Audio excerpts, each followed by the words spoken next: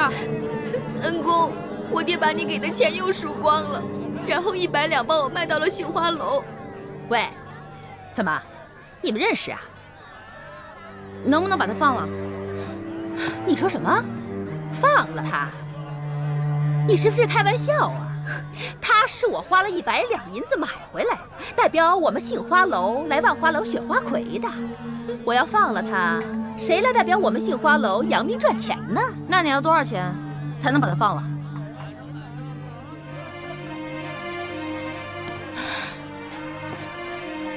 怎么，你们2个是老相好啊？不对呀，这莲香还是一个厨，怎么可能和你是老相好呢？说，你到底是干什么的？我是干什么的并不重要，我就问你，多少钱你才能放了他？口气不小嘛！哎，你真想赎他呀？开价吧。行，你要是真想赎他，给我500两就够了。500两？怎么？没钱是吧？没钱那就少扮英雄救美。你这种人，老娘我见多了。让开，让开！哎，别妨碍我们选花魁。哎，我告诉你啊，我们莲香呢是又年轻又漂亮，一旦选上了花魁呀，这身价一定倍增。到时候你想赎她的话，那至少1000两了。走，等一下。怎么了？没钱赎人，能不能换人？换人？什么意思啊？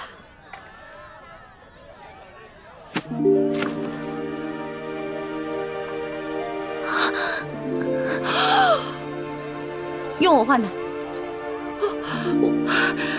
我这做了一辈子的生意呀，我差点走了眼了我。没想到你也是个厨啊，还是一个比莲香更美貌的厨。好，你要换她是吧？我答应你。你是女的，姐姐你还是走吧，我不能再连累你了。别说话，莲香，我一定要把你救出来。我们走吧。你这个人呀，太神秘了，我可得小心一点。这万一你中途要是跑了怎么办呢？我可以放他，不过啊，是在你帮我选了花魁之后，我再放了他。好，一言为定。一言为定，走吧，换装去。看好他，走。姐姐，姐姐，来呀！刚刚易欢是在这个地方消失的，也没什么别的路了，肯定是进这万花楼了。主子，今天晚上奴才要带你去这种地方，那老祖宗知道了，非打奴才一顿不可。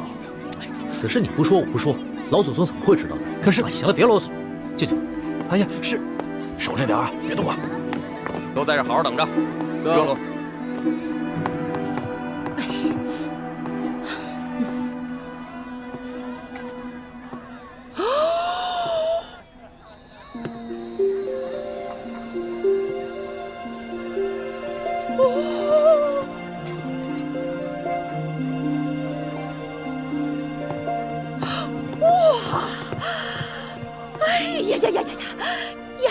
丫头，你真的是仙女下凡呐！啊，这比去年的花魁呀还美上1倍呢！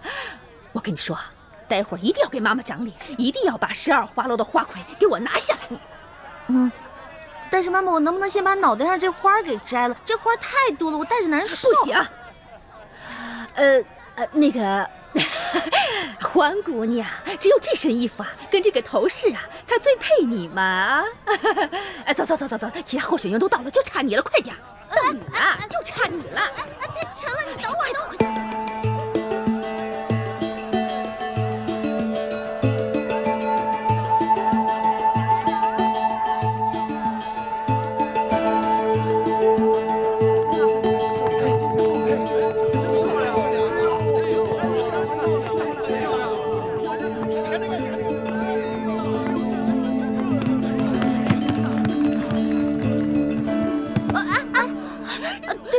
你是哪个花楼的姑娘？会不会走路啊？对不起啊。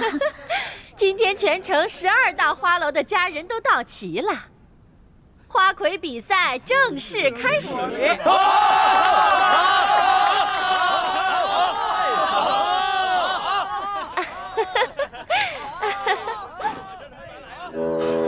哦，主子，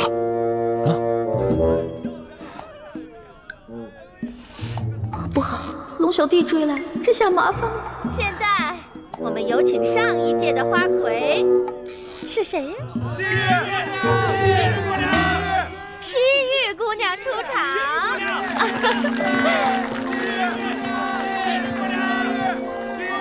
这个丫头，真是风不惊人死不休。是啊，不过她这样还真好看。是啊。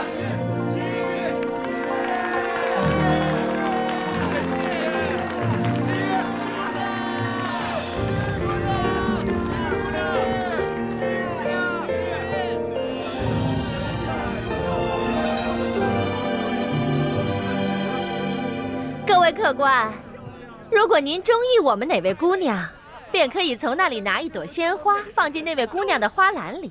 今天鲜花得的最多的那位姑娘，便是我们的花魁候选人。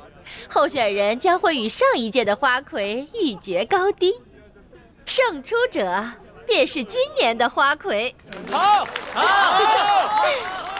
各位客官，就让我们来抛花选美吧。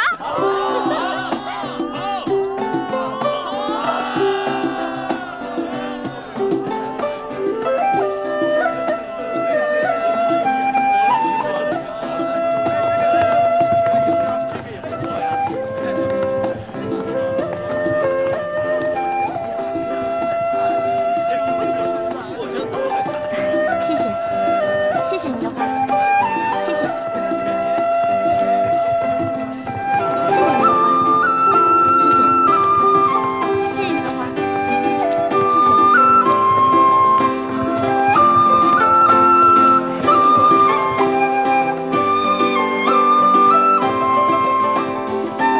哎呀，甜有玉，谢谢，谢谢，谢谢。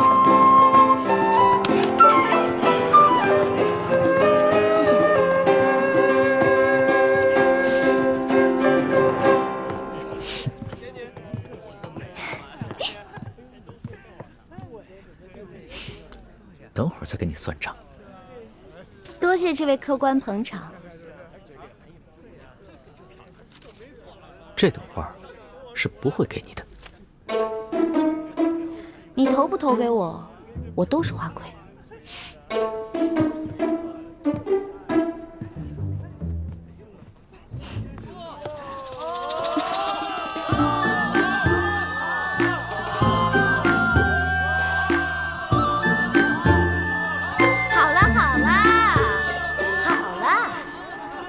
各位客官，经过激烈的抛花选美，结果是……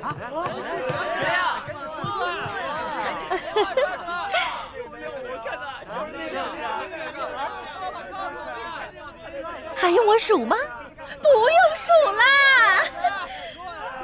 结果就是我们本届的花魁候选人，杏花楼的欢姑娘。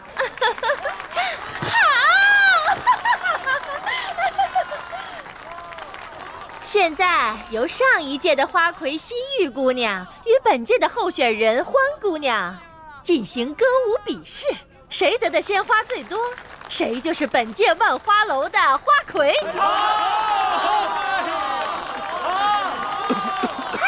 别慌。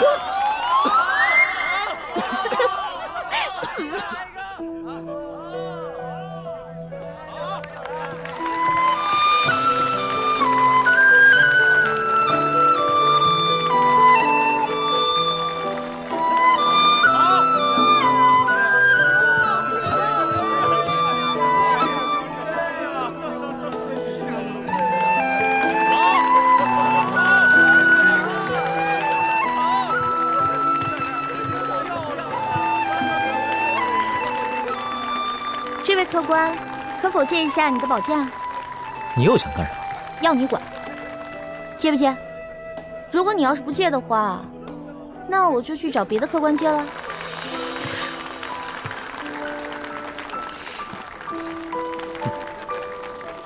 这，多谢客官。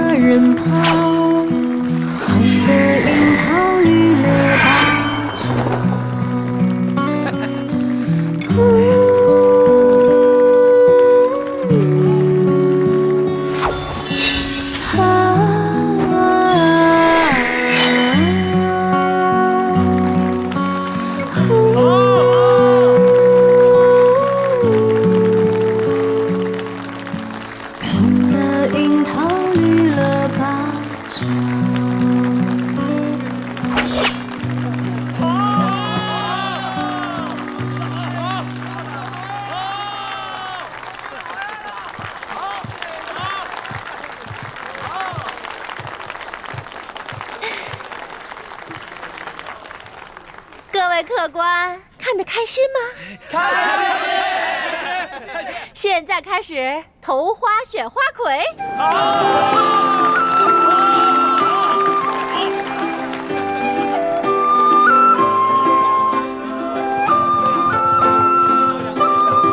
呀，别着急，一个一个来。谢谢。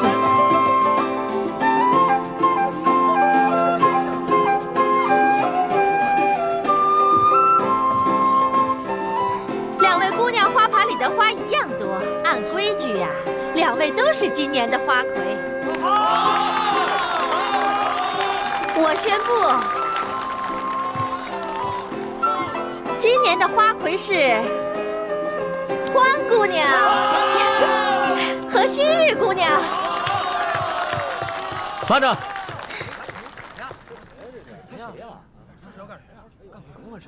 我这儿还有一朵花没投呢。这人是谁？难道我给西域姑娘多数花作弊被他看出来了？嘿，你这人怎么这样？刚刚你怎么不投啊？刚才人那么多，现在投也来得及啊。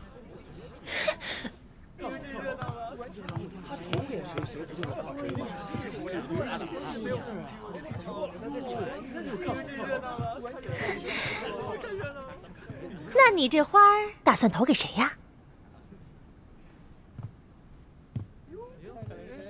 花儿，你今天真的很美。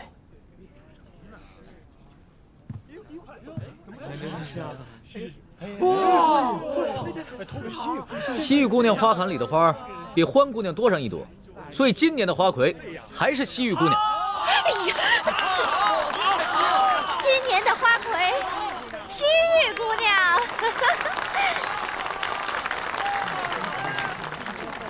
错，欢姑娘也是今年的花魁。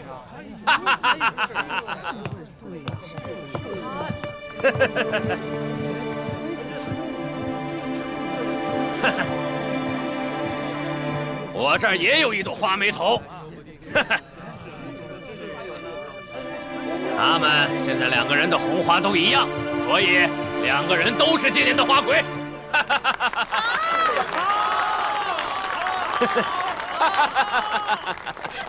对，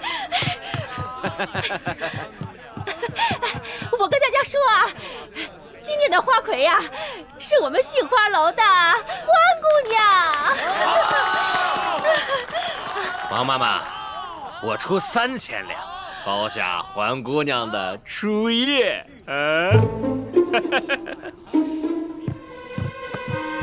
可以啊，贾老板，不过你得先把钱给我。应该的，应该的。贾老板更有钱的嘛。那是自然，我爹是直隶首富。把蓝箱给我放了。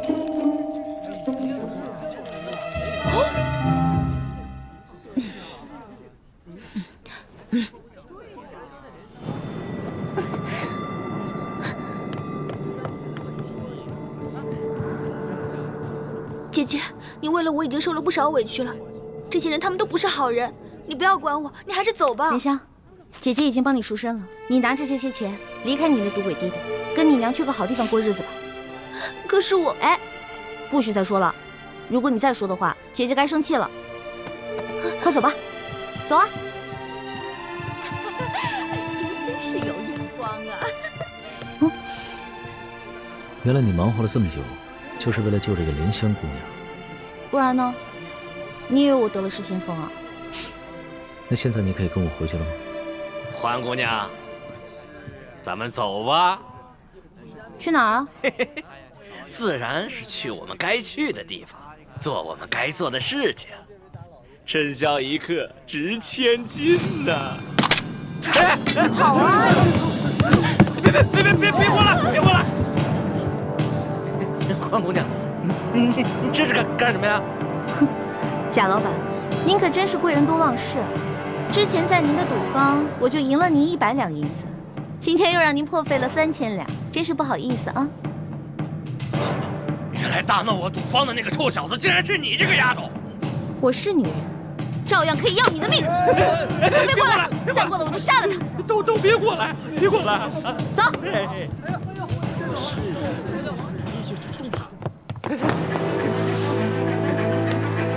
走！有话好好说啊！你们别过来啊！别过来！环姑娘，你这……走！哎呀！同学，愣着干什么？追呀！追！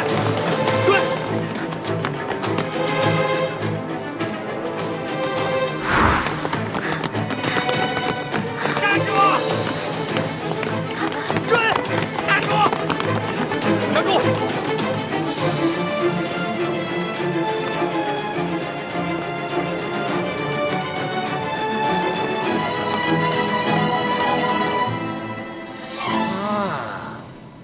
我认出来了，你就是那天和欢姑娘一起大闹我万利赌坊的小子。臭小子，赶紧把欢姑娘给我交出来，否则我要你的命！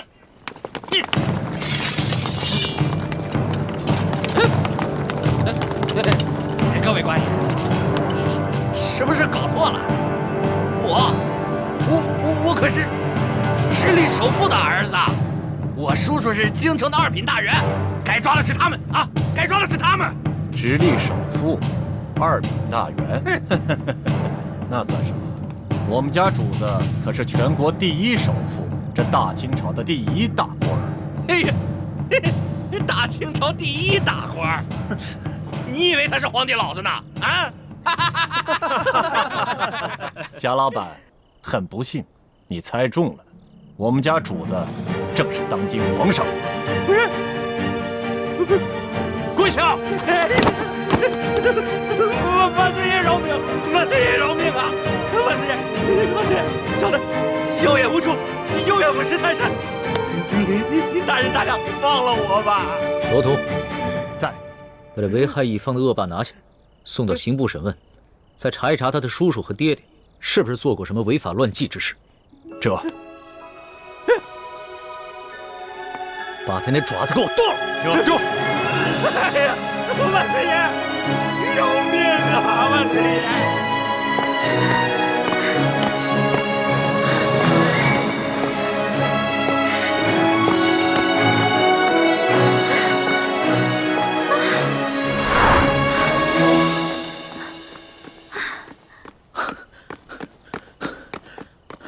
老大，别再跑了！出宫这么多天，你还没玩够啊？你别过来啊！你要是再过来的话，我还是会逃的，你根本就追不上我。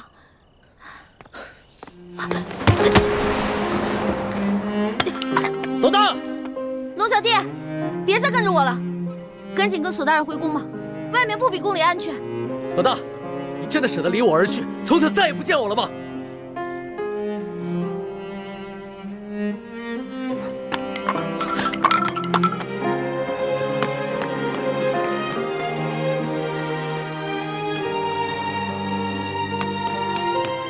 老大，救命啊！我怎么听到龙小弟的求救声了？龙小弟该不会使诈吧？可是万一他真的遇到危险怎么办？不行！住手！龙小弟，站住！你再过来，我就杀了他！好，我不生气，你别动他。这位大哥，你到底是谁啊？你为什么要杀我的龙小弟啊？你不用管我是谁。若要让我放了他，就拿你自己的命来换。老大，你快跑吧，别管我，你不是他的对手。闭嘴，别说话。这位大哥，你是哪条道上的呀？不妨说出来听听嘛。你想要多少钱，我都可以给你的。我要的不是钱，现在你和他只能活一个，你们谁死谁活，你自己选。老大，你快跑！你跑了我还能有救，要不然……哎，你别掐他！不是，这位大哥，咱们无冤无仇的，你为什么一上来就生死相逼呢？你是不是想要钱啊？你想要多少，你告诉我，我肯定会给你的。休再啰嗦，我要的不是钱，你和他只能活一个，谁死谁活，你赶紧选。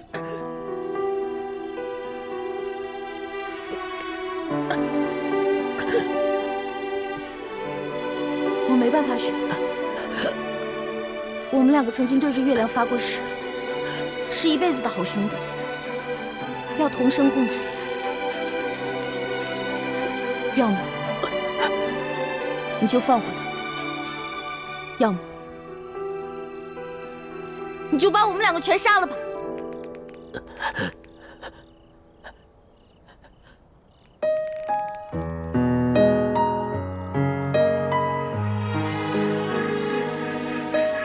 你真的愿意和他一起死？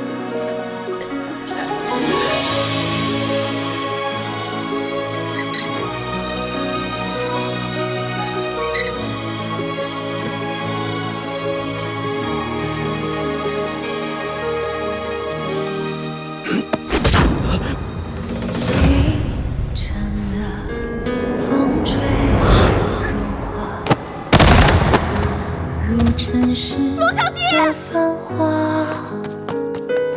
爱已来，春风沙，恨无果。你还我龙小弟！你还我龙小弟！你还我龙小弟！愿做他掌上的明珠，献上我纯真的祝福。猪哥哥，怎么是你啊？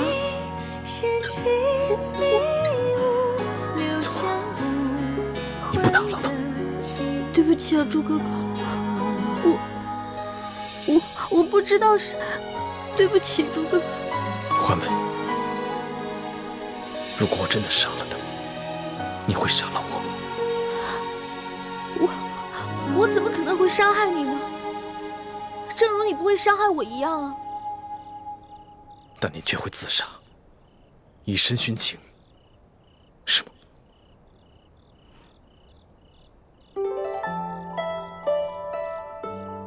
你想听我说实话吗？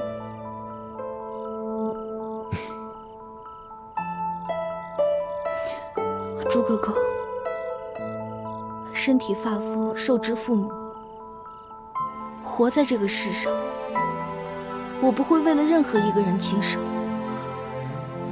但如果有一天，你光复大明成功，你杀了龙小弟，我不可能成为你的皇后，我会隐居乡间，一个人的生活。但是如果你光复大明失败了，龙小弟他要杀你，我一定会拼尽全力去拯救你。若没有救下你，我也不会去做他的妃子，我也会隐居民间，直到孤独终老。那如果我光复大明成功了，我留下了康熙的性命，你可愿意做我的皇后？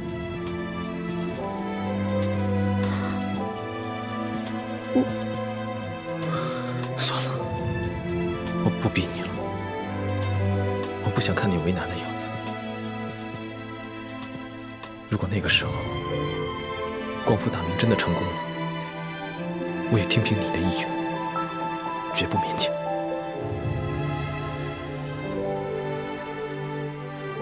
环梅，你这次出走，是不想夹在我跟康熙之间，左右为难，是吗？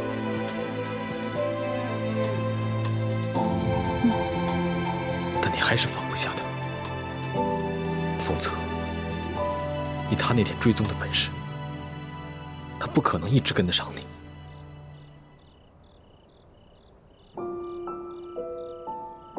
你怎么知道他追踪？难道你也一路在跟着我？你这次出走，大家都很担心你。对不起，朱哥哥，我错了。别说了，听我的话，赶紧回去吧。我答应你，如果我光复大明成功了，我不杀康熙。至于到那个时候，你还愿不愿意嫁给我，都听凭你的本心。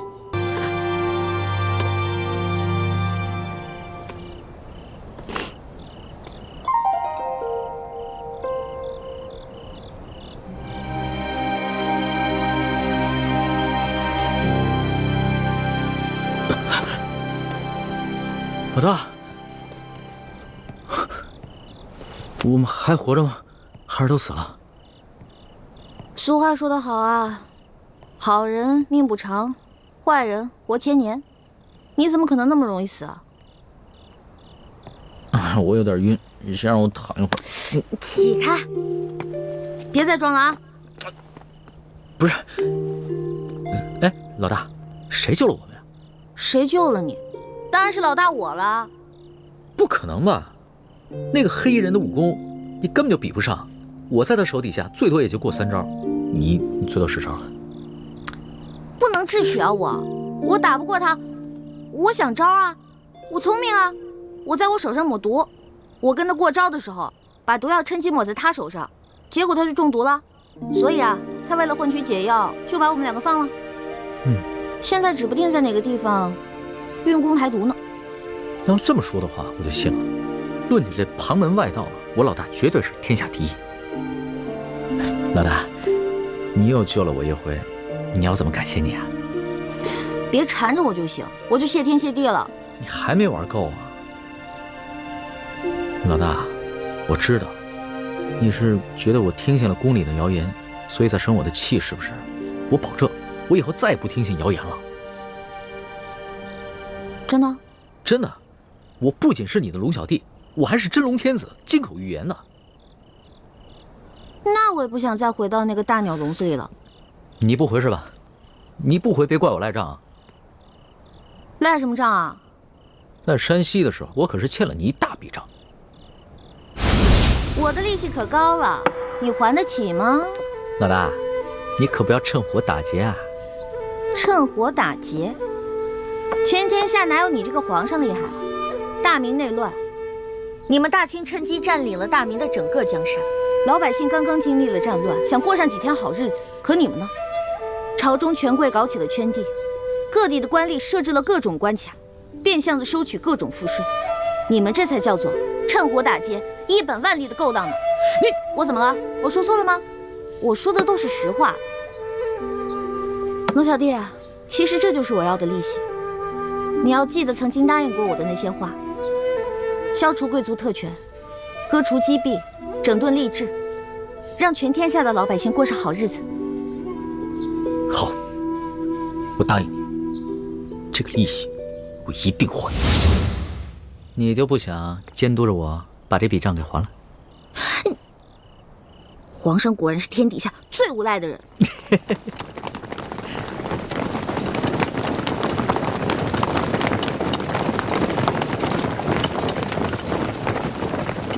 皇上，奴才恭请皇上回宫。老大，你要是现在不跟我回去的话，那我就在外边待着了。你去哪儿，我就去哪儿。算你狠！起驾，回宫。这。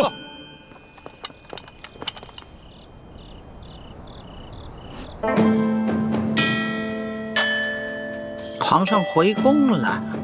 回太皇太后，皇上啊是昨儿夜里回来的。哦，你这个李大总管的差事当的是越发的好了。太皇太后，不知奴才做错了什么事，还请太皇太后明示。如今这皇上迷着李易欢迷成这个样子，你竟是守口如瓶，一字不吭啊！太皇太后恕罪，皇上其实早就知道奴才是太皇太后派在他身边的眼线，所以有很多事情都不让奴才知道。你用不着拿皇上来当挡箭牌。其实呢，哀家早就告诉过你，皇上的大小事情你要第一时间禀告哀家。可是你是怎么做的啊？你这眼里头还有我这太皇太后吗？太皇太后息怒，您可是冤枉死奴才了。奴才没有办好差事，任凭太皇太后责罚。可是奴才对太皇太后那是一片忠心呐。行了，起来吧。谢太皇太后。也是啊，你夹在哀家和皇上的中间，有些差呀你也不好办。皇上啊，他是越来越不像话了。为了一个来历不明的野丫头，九五之尊不顾，安危体面全然不顾。你说怎么这么随根儿啊？你听好了啊，这宫中哀家绝不允许再出现一个董鄂妃。这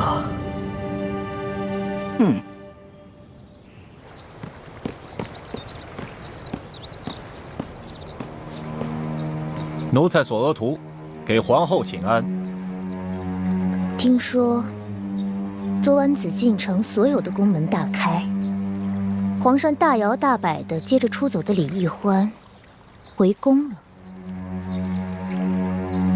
皇上就是要这样大张旗鼓地告诉我们，他相信李易欢，宠着李易欢，然后让我们所有人都闭嘴。哼！当年唐玄宗为了迎回杨玉环，也是这般深更半夜大开宫门，毫不顾忌朝野非议。可结果呢？难道皇上想学唐玄宗吗？这唐玄宗有安禄山，可咱们如今大清也有吴三桂啊。难道皇上都忘了这些前车之鉴了？皇上本来少年英明，可是竟然被李易欢这个丫头迷得失去了本性。都怪我当初考虑不周啊！本来以为他可以帮助我斗倒鳌拜，所以帮着这丫头讨好皇上，没想到现在是养虎为患了。提到鳌拜，本宫倒突然想起了，他的疯病可有好转？没有，我昨天刚去探视过他，还是疯疯癫癫的老样子，连我都不认识了。这鳌拜一向武功高强，身体健康，怎么突然就疯了呢？鳌拜的疯是中了迷魂散之毒，此事颇为蹊跷，有谁能够在我的眼皮底下给鳌拜下毒呢？这毒蜂鳌拜的人，会不会就是李太乙？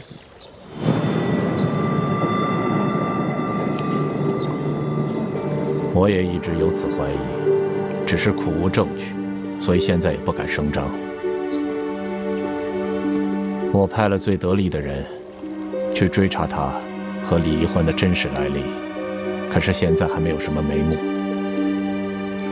这鳌拜已经被皇上圈禁了大半年了，他的党羽也被皇上清除的差不多了，所以就算是他现在清醒过来，对我们赫舍李氏一族也形成不了什么威胁了。所以，我现在敬访良医，尽快的把鳌拜治清醒过来。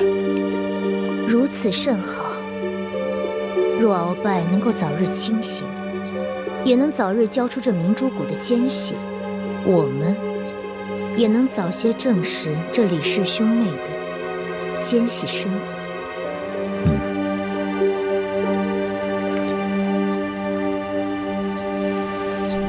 这易欢简直是胡闹，也不跟我们商量一下就擅自撤离，这岂不是叫康熙索额图更加疑心了吗？义父，其实易欢此次离宫出走，事先和我商量过的。他是想刺激康熙，让康熙不要怀疑他，相信他。如今康熙好不容易把他找回去，越发珍惜他了。易欢的良苦用心，总算是没有白费。易欢居然有这样的心机了，这孩子以前可不是这么会算计的。也许他在宫中待了这大半年，让他成长了不少啊。眼下清廷跟吴三桂还没有正式的翻脸，就算他们真的开战了，我们也需要大量的军情。其实一直以来，我们都想要在清廷里安插自己的眼线，可经过这么多年的努力，都未能进入核心。这一次，你跟易欢阴差阳错的就潜伏在康熙的身边，这真是我们的意外之喜啊，也是天不亡我大明的征兆。所以你们必须要排除万难，继续潜伏在紫禁城内。我明白，我定会忍辱负重完成任务，不负各位师长所望。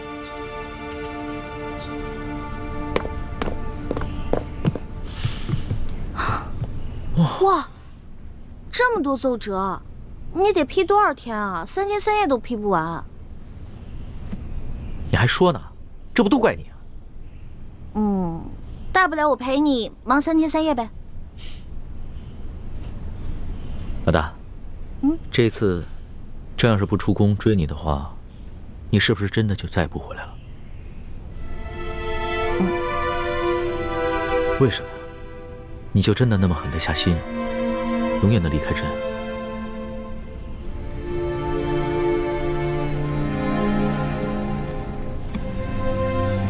老大，你从前都是古灵精怪、叽叽喳喳的，突然之间变得这么心事重重、沉默寡言，说实话，朕的心里有些不安了。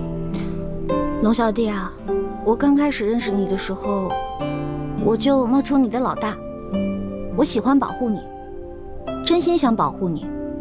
到后来我知道你是皇帝，知道你居然是全天下最有权势的人，而你呢，也继续任由我当你的老大。现在想一想，还真的有点可笑，不自量力呢。谁说你不自量力了？谁说你可笑了？就是因为别人一直都在想应不应该爱朕，应不应该保护朕，应不应该讨好朕。可是你呢？你从来都没有想过应不应该，你就是本能的对朕好，本能的爱护朕，所以你特别珍贵，你特别值得朕珍惜。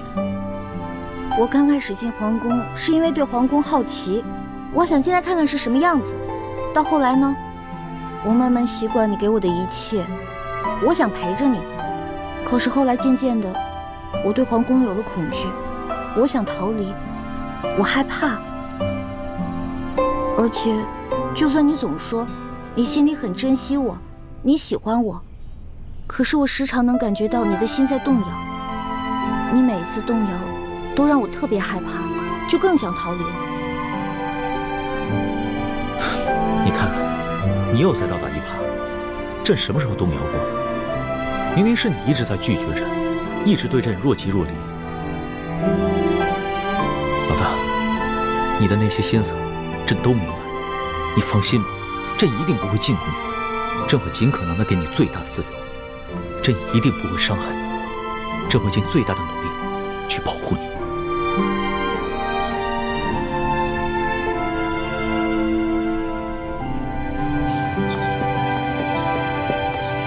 石树姑娘，你不是都已经走了吗？你还回来干什么呀？叔父，对不起啊。我也不知道怎么了。我本来已经下定决心离开龙小弟了，可看到他不顾一切出宫来找我的样子，我心里就又动摇了。哎，你们这些年轻人啊，真是拿你们没办法。看来我得抓紧时间，找个风水先生，给自己先挑一块好点的墓地，把自己的后事料理好算了。哎，叔父，不过您放心，我跟朱哥哥绝对不会连累您的。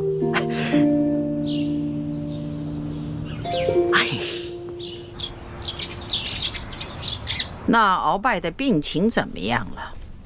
回太皇太后的话，奴才已经安排人全力的在救治鳌拜了，可他的病情始终是不见好转呢。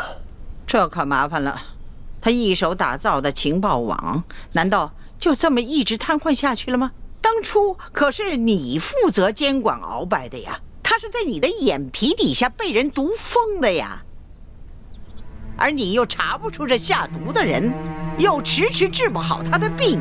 索陀，在，哀家可知道，鳌拜可是你最痛恨的对手啊，你可不能因私害公啊！太皇太后，您真的是冤枉奴才了。奴才虽然和鳌拜一直有些不和，可绝对不会因私害公，公报私仇啊。这其实毒害鳌拜之人，奴才一直有一个怀疑的对象，可因为苦无证据，所以不敢说出来。哀家信你，你但说无妨。多谢太皇太后。其实奴才监管鳌拜府邸的时候，这李太医却可以凭着皇上的密诏，自由地进出鳌拜府邸。如此大事，你为什么一直隐瞒着不报？太皇太后，这皇上一直对李氏兄妹宠信有加，奴才手里没有真凭实据，岂敢胡言乱说呀？再说了，这李太医拿着皇上的密诏，皇上会不会在暗中对他有所交代？奴才也把握不住，所以就糊涂啊！皇上即使是有此念头，也是在鳌拜交出情报网之后啊，他岂能如此沉不住气呀？对，是奴才一时糊涂了。传言说李氏兄妹是反清联盟的奸细，鳌拜要是真的是被李太医毒疯的，那他兄妹二人的身份就更可疑了。索陀，奴才在，你一定要继续的想办法，全力的医治好鳌拜。奴才谨遵太皇太后懿旨。起来吧。这。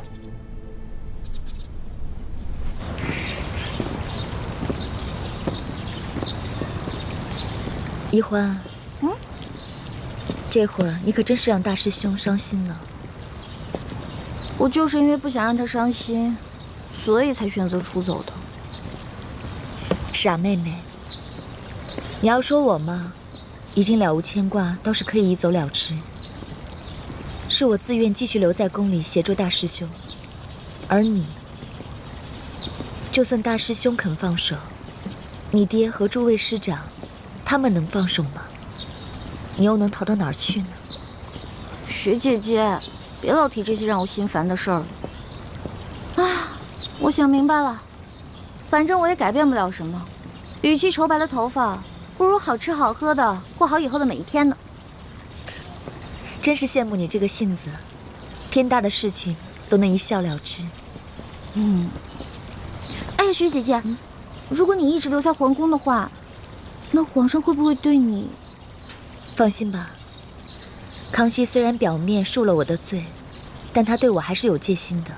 看来以后不会再要动临幸我的念头，这样挺好。我也不用再费尽心思去应付他了。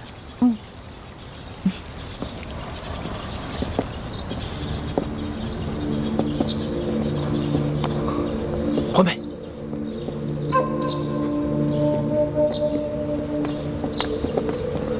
朱哥哥，什么事儿啊？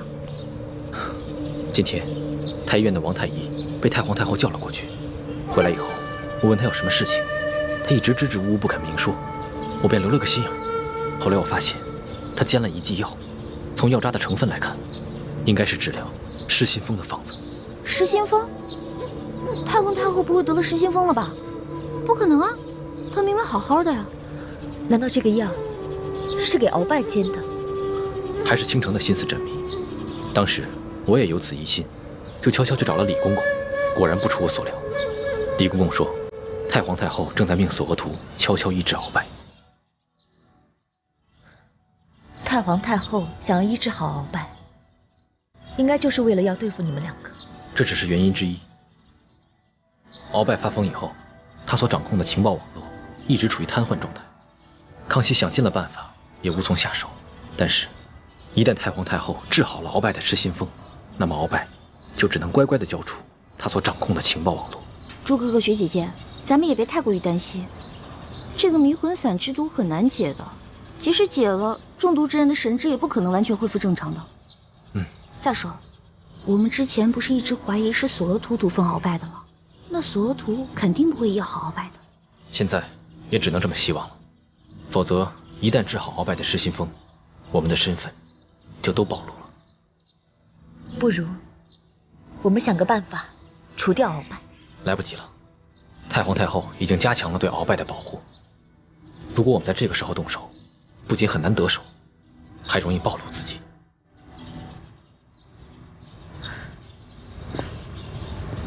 眼下之计，也只有依靠李公公，让他盯着太皇太后和索额图那边的动静，一旦发现情形不对，咱们马上撤离。现在也只能这么应付了。环美，我有点后悔了，我不该劝你回来的。我这不是担心你跟学姐姐吗？我肯定会回来的。你真的只担心我们吗？只怕你是放不下另外一个人吧？大师兄，小师妹一定是担心我们两个的。眼下形势很复杂，我们应该放下一切杂念，一切以大业为重啊！此处不宜久留，我们还是分开吧。走。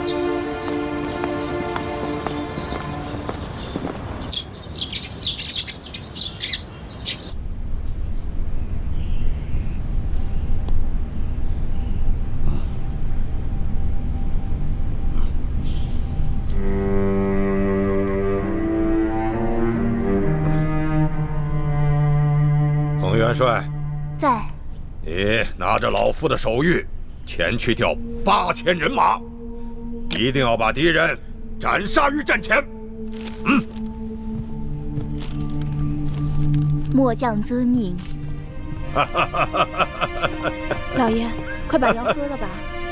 不喝，这玩意儿太苦。有糖吗？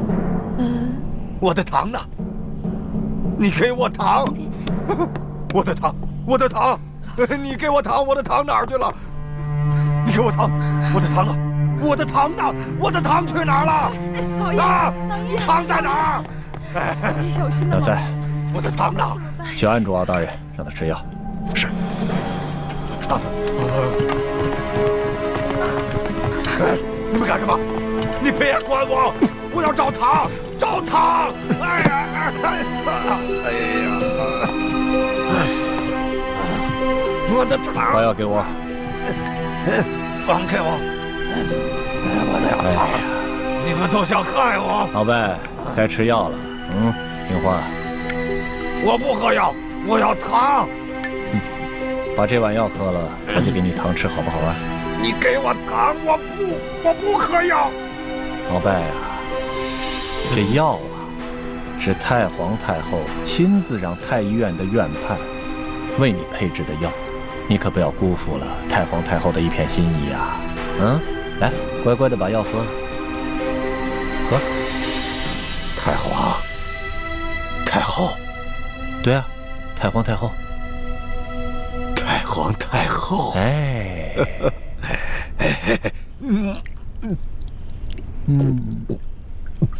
哎，不错啊，姨父，看来治疗这段时间还是略有起色啊。希望如此吧。好了，把它放了。这，老白，你往上看，我赏你颗糖吃。糖。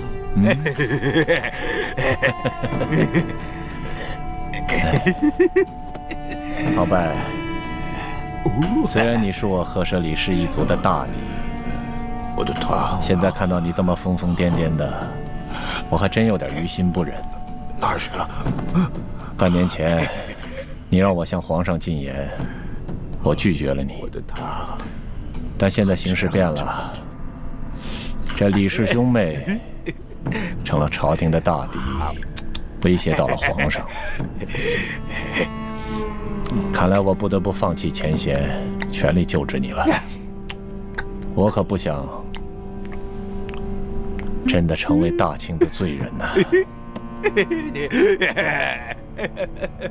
太皇太后，太皇太后，太皇太后，太后，太皇太后。经过最近一段时间的治疗，这鳌拜的病情虽未痊愈，但已经渐渐的好转了啊。虽然他现在还是有点胡言乱语，可是今天我提到太皇太后对他的病情关心，他竟然有了些反应啊！嘴里不停地念叨着“太皇太后，太皇太后”。原来如此。李德福，奴才在。你陪哀家出宫一趟，不必大张旗鼓，别让皇上知道。这，太皇太后，您这是要去见见鳌拜吗？正是，哀家得去见见这个人。你们这些宿敌，他可能认不得了，但是哀家和他却是有一辈子交情的人了，说不定他见了哀家就能清醒过来。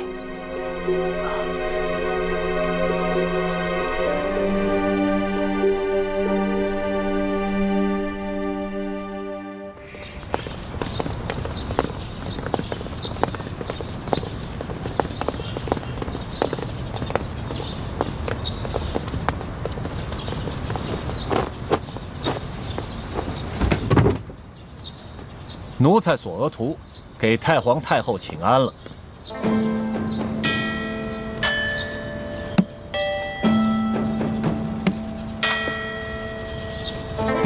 平身吧。这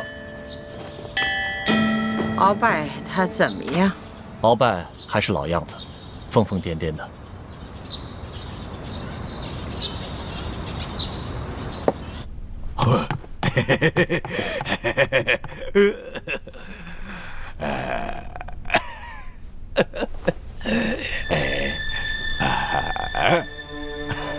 太皇太后，您稍坐，我过去叫叫他。鳌拜，别胡闹了，太皇太后来看你了。贝喽。看来这鳌拜还真疯了，连哀家都不认得了。是啊，太皇太后，他现在不光疯了，连药都不吃了。李德福啊，你服侍他，让他把这碗药喝下去。这。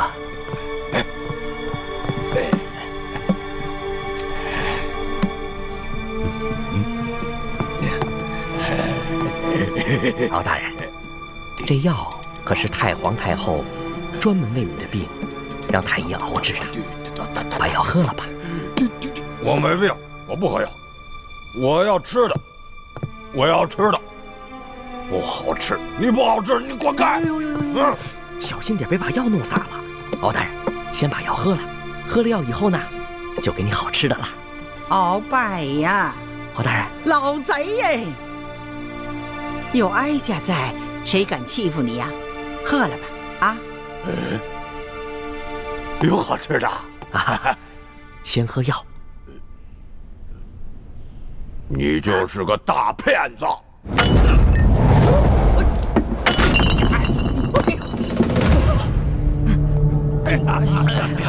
哎呀，大骗子！这要不要紧呢？太皇太后，不要紧不要紧，没事没事。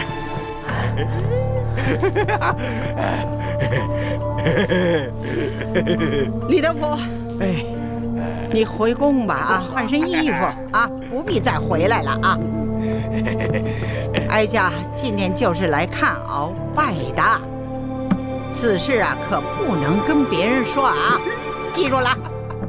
奴才谨遵太皇太后懿旨。去吧去吧。那奴才就先告退了。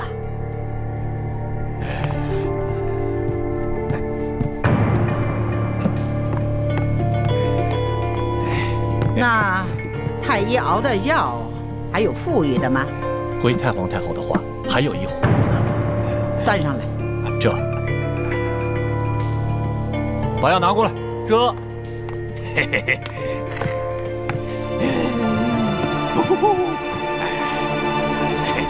撤！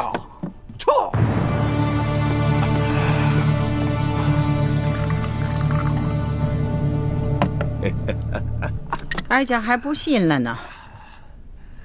这回啊，是哀家亲自慰慰你啊！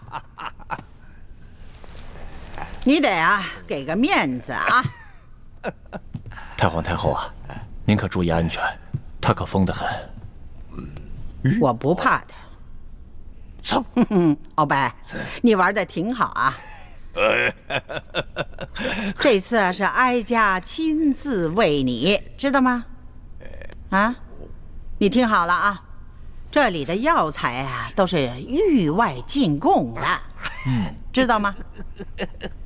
平日里啊，皇上和哀家御用的都是稀奇宝贵的东西啊，没事儿你就把它喝下去啊！哎，哀家慰慰你啊！哎，喝了这个药你就会好了。来，张嘴喽！哎，喝了不？哎呦，哎，正好，再来一口，来，哎，再来一口，张，哎，张，哎，你额娘都没对你这样过。来，把这个喝了。来，太皇太后如此的垂怜罪臣，罪臣后悔莫及呀！太皇太后，这鳌拜怎么突然正常了？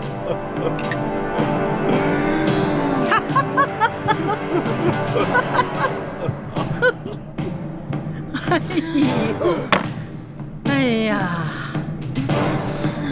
老贼呀，原来你是装疯啊！啊，你挺能演的，像个戏子，接着演呢。罪臣也是万不得已呀，太皇太后，罪臣今日才能盼到您凤驾光临。罪臣，太皇太后，罪臣有要事启奏，此事事关皇上和我大清江山的安危呀！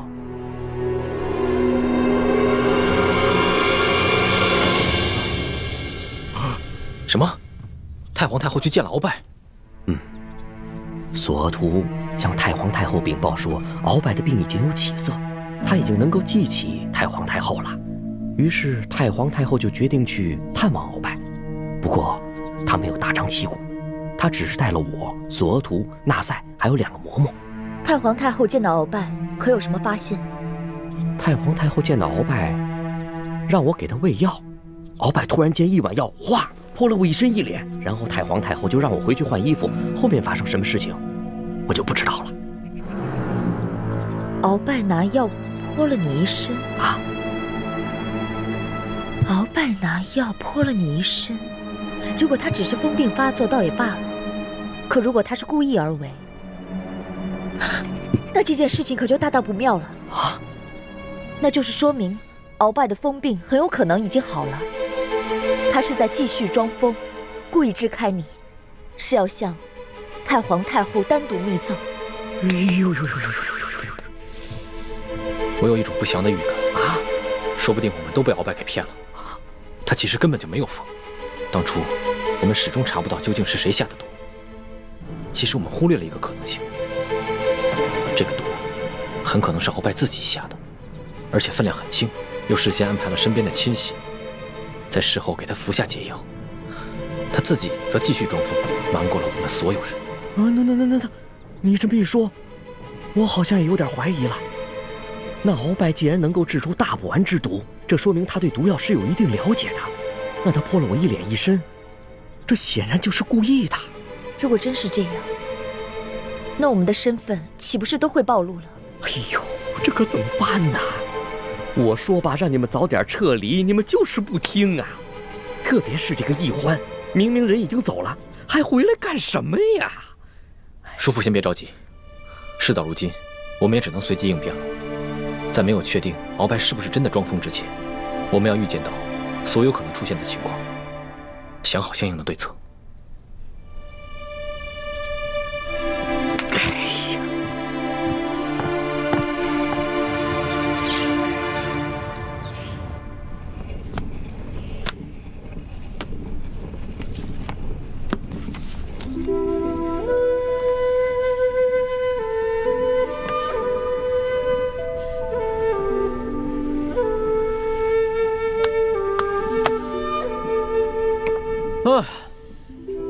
哎呀，终于批完了，这个真累的呀。龙小弟辛苦了，要不要我给你持家？好啊，来。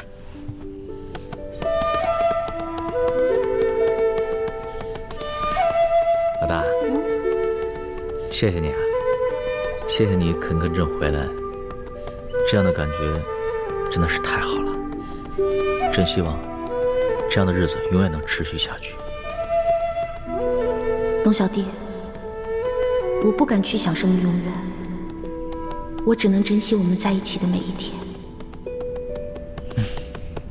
哎，对了，老大，上次你在万花楼里跳的那个剑舞，好美啊！你能不能给朕再跳一个？其实啊，那根本不是舞蹈，是一套剑法，我给它改编成舞蹈了，而且。其实作为剑法，也得2个人一起来使，这样才能发挥它最大的威力。哦，所以龙小弟，与其我舞给你看，不如我们2个一起舞啊！我教你，这样不是更好？好啊，老大，你要是肯教朕的话，那当然是最好的了。哎，只不过就怕自己太笨，被老大笑话了。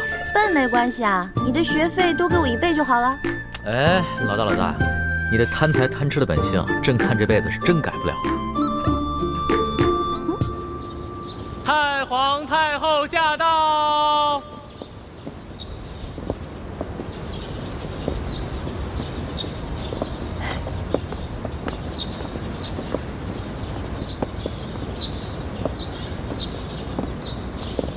太皇太后，您吉祥。懿德福。哎呀，这老贼把这汤药喷在你身上，有没有烫着？谢太皇太后关心，奴才无大碍。那还好。太皇太后，那鳌拜见到太皇太后的圣颜，病情有没有好转啊？还那样。你先下去吧。这。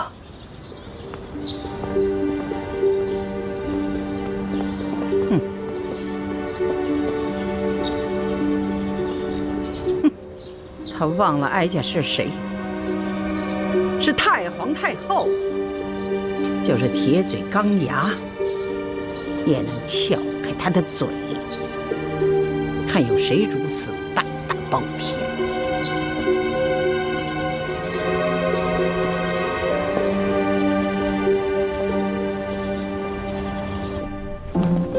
转个身，再打个花，对，刺出去，对，转身，肩到这儿，上步，转圈打一个花。上步。哎，对，反，转身。嘿，